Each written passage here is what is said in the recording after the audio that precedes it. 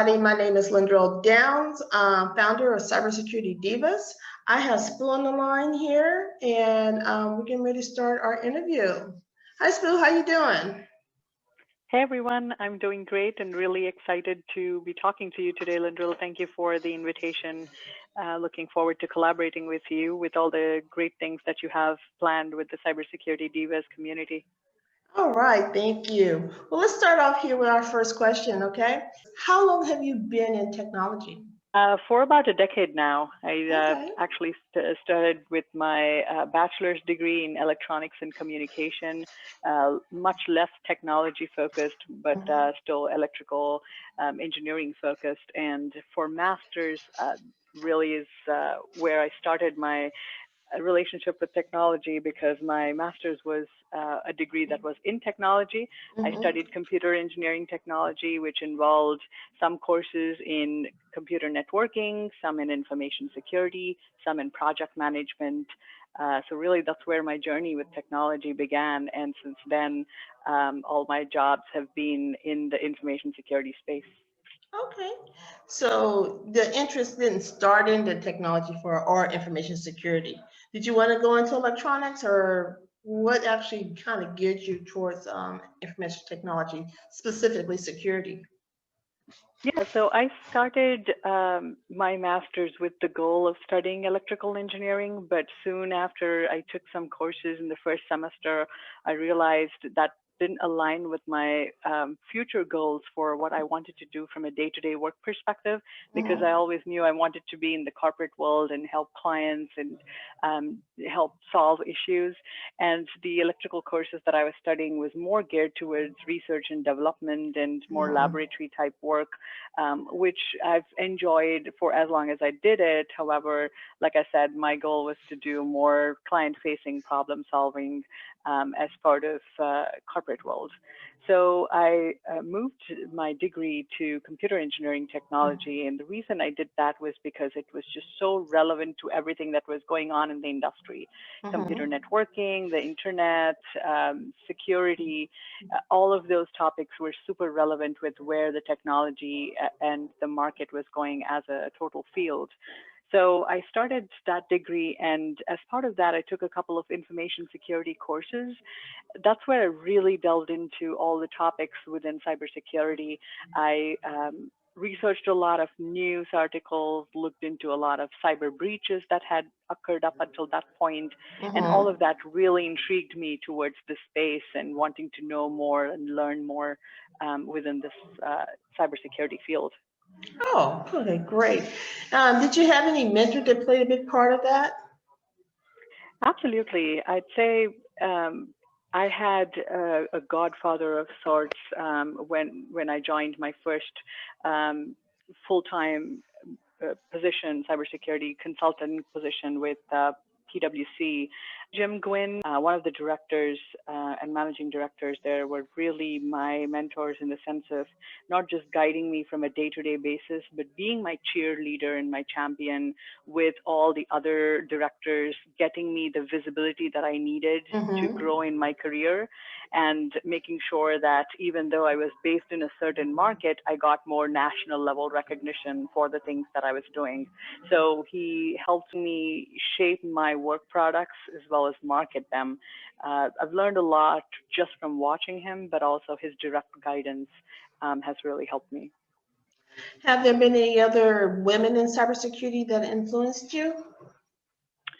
There have been some women that I have watched at a distance and gotten inspired from, but one of the things that has actually inspired me to do more direct mentorship with women is the lack of me having direct women as mentors. I struggled with that a lot initially and also more recently as well. Not having any women in my company, in my consulting career that was a direct influence on me when I had questions and when I had some struggles with work-life harmony, things like that. I didn't have anyone else to go to. And that's when I really started to get more active in a lot of the women in cybersecurity type organizations to seek out mentorship from other women. I participated in a few of the conferences like Executive Women's Forum, Mm-hmm.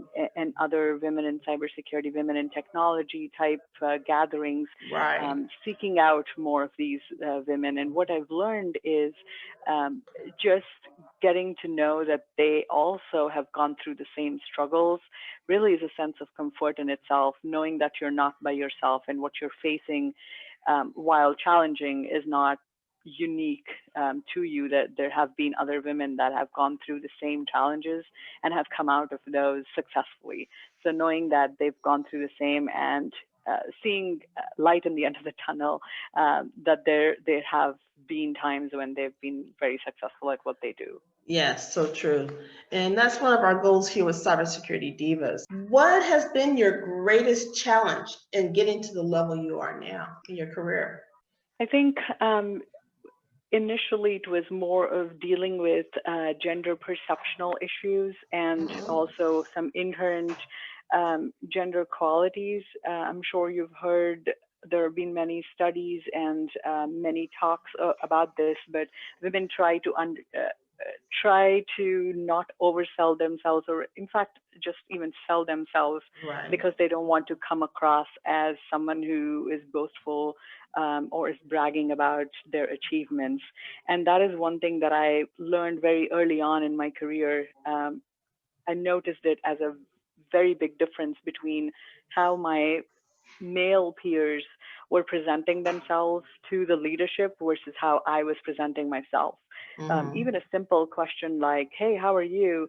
A male peer of mine had answered saying, "I'm doing good. I just completed this exciting project where I was able to hack into XYZ, and I was able to achieve so and so." Whereas I would just be very courteous and say, "I'm doing really good, thank you. How have you been?" Right. So I didn't use.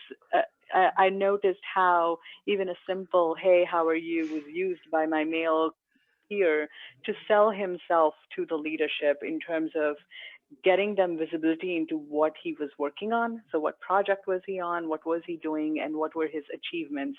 So, right there, without even being super out of context, he had completely sold himself to the leadership. Whereas I was just trying to be, polite and kept it very short by saying, "I'm doing good," and maybe giving one extra sentence about how my day is going, but not really using that opportunity and that face time with some senior leaders to sell myself.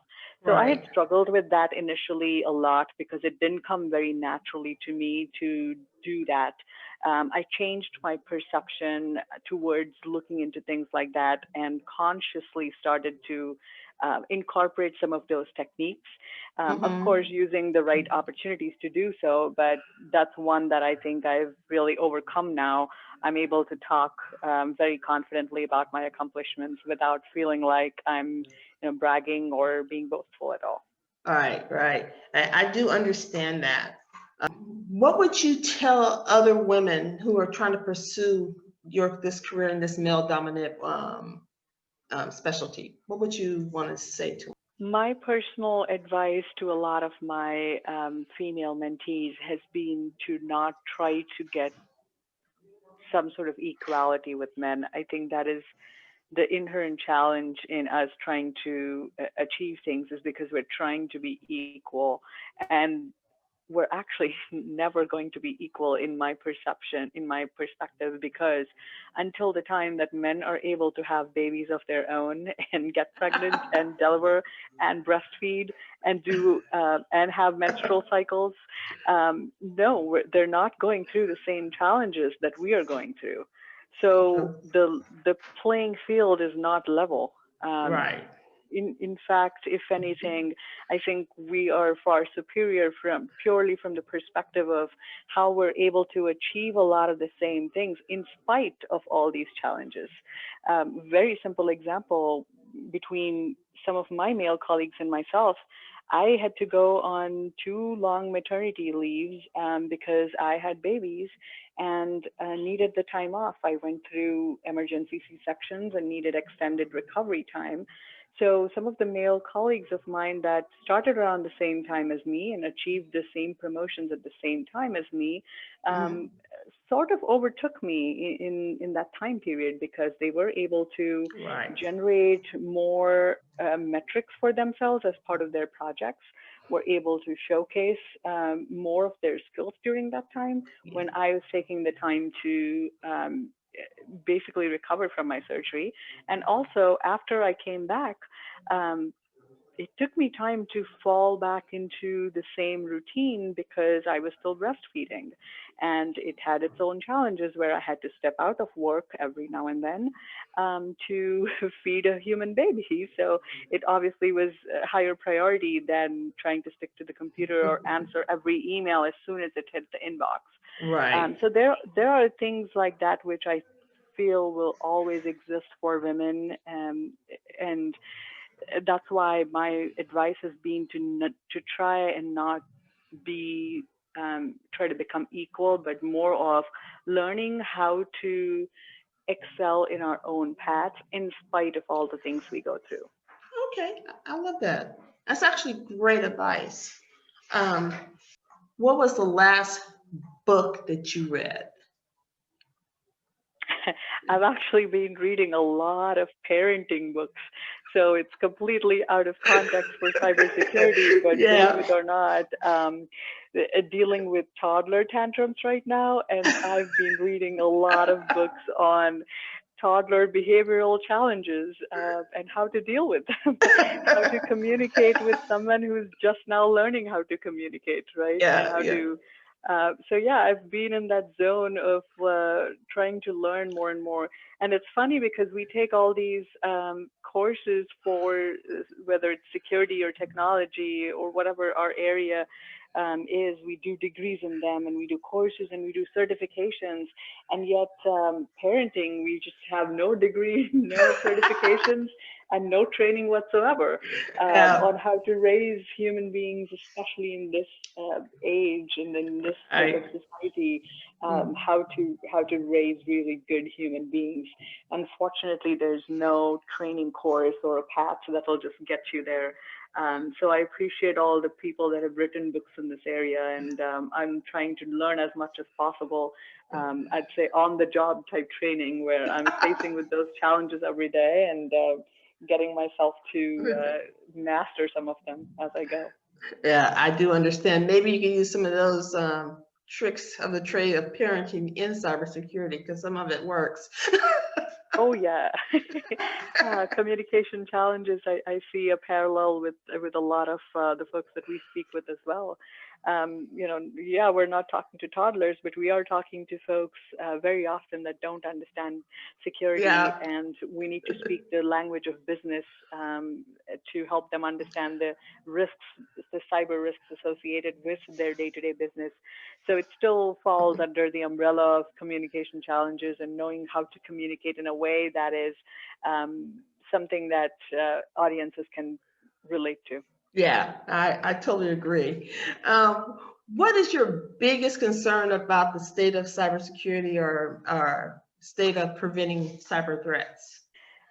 Biggest concern, I'd say it's the lack of proper training. And the reason I say that is because we have a lot of training out there that is combination of something that is very hands-on as well as Mm-hmm. something that's very theoretical, and they're all in a specific subject. But we're seeing all those subjects really integrate. And let me give an Mm-hmm. example to explain that. There's application security, there is governance, risk, and compliance, there is penetration testing, there is threat management, and more Mm-hmm. security operations and detections. So we have training that's general, one-on-one security 101 type training, which barely touches on the vocabulary and things like that. And Right. then we have very specialized training in each of these realms, but there isn't anything that sort of gives you that umbrella of knowledge where, yes, what was previously considered a blue team only type topic or a red Mm-hmm. team only or ethical hacking type topic, they're all coming together now. As we do more purple teams, we're collaborating with red and blue together, and Mm-hmm. we're almost expected to have knowledge of the other side as well. It's it's not relevant anymore to say I'm from the blue side and I don't know how hacking tools work. Well, you Right. have to work, you have to know how they work before you can actually defend. Right. And along the same token, if you are a red team person, you have to know what sort of defenses exist, so you actually know how to go around those defenses. So we need, and I don't have a great solution for how we would achieve that, but we need training that is more broad but is not too basic, something more Right. advanced, but also something that gives you a complete understanding of security as a program within a company, Mm-hmm. rather than silos of topics. And that makes sense. What would you say? You got these different paths out there. You got people going to school for cybersecurity, and that's all they have is education. They got maybe have their MS, and then you have some people actually go out there with and just go get certifications. No, but no formal education like a degree. What do you think about that? I see education, certification, all of these as a foot in the door. So it Mm-hmm. gets you into the field. For those that are trying to get into cybersecurity, I think it is a great way to enter the field, to be able to establish to recruiters such as yourself that they have the basic understanding and the knowledge Right. of cybersecurity, enough to be able to speak the language and be able to do your day-to-day job. So it's definitely a foot in the door in terms of getting into the industry.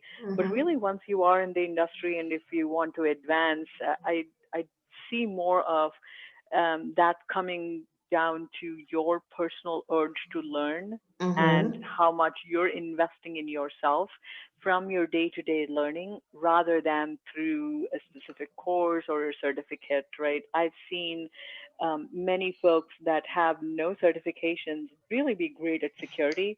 And the other way around, I see like a whole bunch of acronyms behind someone's name with Yeah. every possible cert on the planet, right? And they still cannot speak the right language. They still cannot advise on the right things from a security perspective. So I don't want to undermine certifications because they do get you into the door, especially for Mm-hmm. those that are trying to get into the field. But in my personal opinion, in my personal experience, I don't give a lot of value to folks that get every cert out there. I personally don't, strive to achieve that.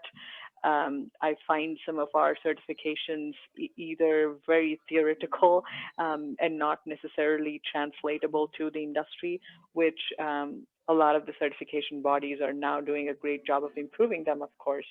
Right. But like I said, it comes down to really the person that you are in terms of how much you invest in your learning rather than just going and getting a cert under your belt. Okay, yeah, and I get that. As a recruiter, I deal with a lot of people who have all the acronyms behind their names, and but they don't know anything about the job I'm trying to get them into. So it is very frustrating. Very frustrating. What is the last TV show that you've been watched? I don't get a lot of time anymore to binge watch, but I think the last one I probably saw was Space Force. Okay. It was just one of those shows where I didn't want to get into anything serious or anything super addictive. Just Uh-huh. wanted a light watch that I could have a good laugh at. So I found some of the parodies in that show pretty hilarious. Yeah. What are people or what do you think employers are not doing enough to keep these cybersecurity threats at bay? I think they're starting to do a lot. So I'd say anything that they're not doing enough has, in my experience, been a limitation more so from budgetary constraints. And so the the thing that I think we're not doing enough is to provide the right metrics and the right type of visibility to the leadership that is Mm-hmm. responsible for giving us the budget to be able to implement the defenses that we want. So I see that as a learning curve for all of us in security. to try and provide the right types of metrics, speak the language of business. I see many companies that provide metrics like how many systems have had how many vulnerability scans or something random like that, which of course, if you are in the vulnerability management space and you're the one that is running the scans, sure, that might be a good metric for you, but how does that translate to a CEO or a CFO or anyone on the board? How does Right. it relate to business risk?